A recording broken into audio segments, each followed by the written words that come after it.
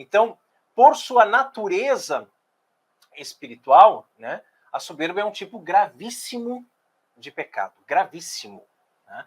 Então, não pense você que porque você é soberbo, você não precisa se confessar, porque justamente acontece isso, né? A pessoa diz assim, eu já sou santo, não preciso nem me confessar. Olha o tamanho da soberba.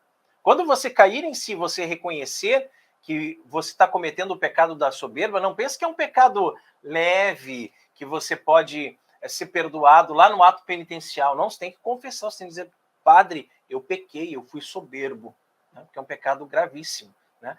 E para a gente dar um panorama geral, por assim dizer, os pecados capitais eles são divididos, né, entre pecados carnais e pecados espirituais.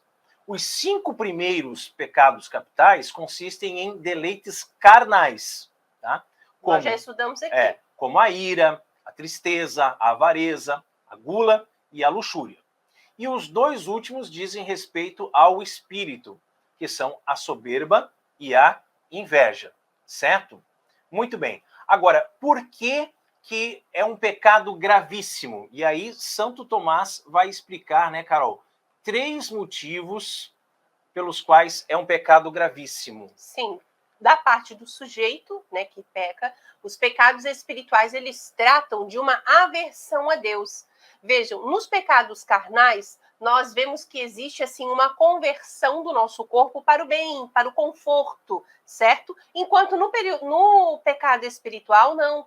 Existe mais aversão, certo? Da qual procede a razão da culpa, lógico, né? Porque você está tratando de uma aversão a Deus e não uma conversão ao pecado. Então, o Santo Tomás de Aquino fala que em si mesma a soberba tem uma culpa maior do que aquele que peca pelos pecados carnais, né? Por exemplo, a avareza, a gula, a luxúria, são pecados em que você tende a essa má inclinação, lógico, né?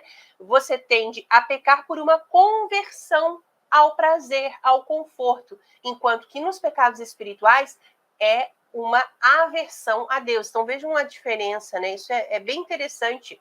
E esse motivo, claro, é da parte do sujeito que peca, né? É o primeiro motivo. Primeiro motivo. Aí o segundo motivo da parte daquele contra quem se peca, não é?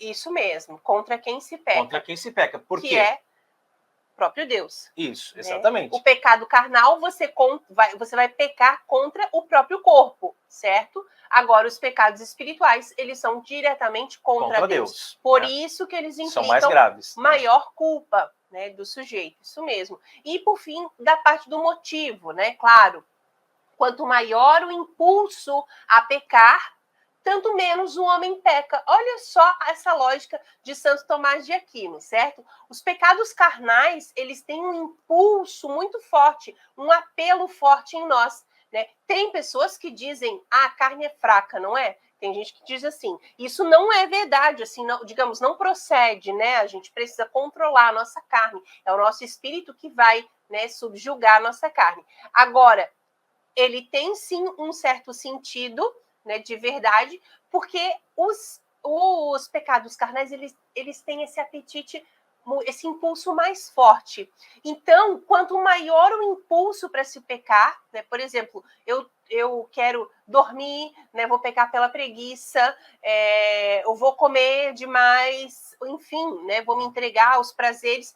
Quanto maior o impulso para eu pecar, quanto mais forte dentro de mim esse impulso, menos eu peco. Né? Então, claro, é pecado do mesmo jeito, pecado grave do mesmo jeito, mas Santo Tomás fala que, né, é o motivo pelo qual a gente peca, porque o pecado carnal, ele vem da concupiscência da carne, ok? É inato em nós, a gente não tem o que fazer. Agora, os pecados espirituais, eles estão relacionados com uma certa vontade livre, certo? Então, em si mesmo, os pecados espirituais têm maior culpa. Isso nos explica Santo Tomás de Aquino. Os anjos, eles são seres puramente espírito, eles não têm corpo, certo? Então, eles só podem cometer os pecados espirituais. Então, é lógico, você vai pensar assim, por exemplo, que um anjo, ele vai ter fome, e aí ele vai comer demais, vai pecar pela gula? Não. né?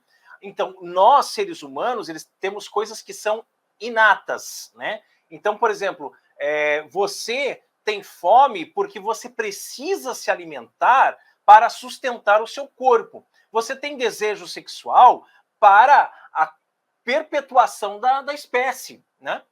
Então, são coisas que já vêm com você. Só que daí, quando você abusa dessas coisas, se torna um pecado. Mas não é um pecado tão grave, porque já é um impulso natural que você tem do seu corpo. Agora, quando é um pecado espiritual, que aí dependeu da sua razão, da sua vontade, é considerado um pecado mais grave, né? Isso mesmo. E aí, Santo Tomás de Aquino, ele nos fala, né, que os pecados espirituais que cometidos pelos anjos, né, que eles já pecaram, né? Os anjos pecaram e por isso caíram, né? Uma terça parte do céu foi varrida, por isso se né? tornaram demônios, exatamente. Né? Então, tem que deixar bem claro, Carol, porque de repente quando a gente fala assim que os anjos pecaram, a pessoa pode dizer, será que os anjos lá no céu pecam? Não, os anjos não pecam.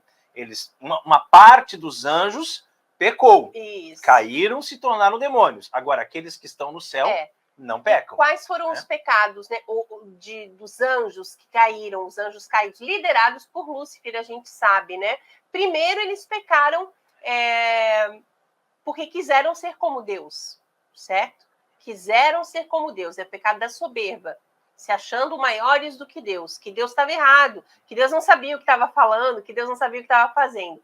E depois pecaram quando seduziram o homem a fazer o mesmo, pecaram por inveja do ser humano, né? Então tá aqui, por isso que a gente tem Adão e Eva aqui, né, os nossos primeiros pais, para nos lembrar disso, né, do pecado, tanto que o homem comete contra Deus, os pecados espirituais, como os anjos, né, que agora são demônios, claro.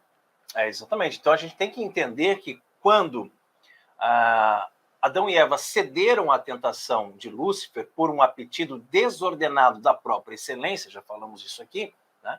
Então existe ali um apetite ordenado da própria excelência e tem o nome de virtude da magnanimidade. Então, não é isso, Carol? A gente precisa entender que, assim, quando a gente peca, né, pela soberba, é um apetite desordenado da própria excelência. Agora, existe, né, um apetite ordenado, como eu estava falando no início, inclusive, né, que tem o nome da magnanimidade. Não tem problema, por exemplo, nós aspirarmos à perfeição, né?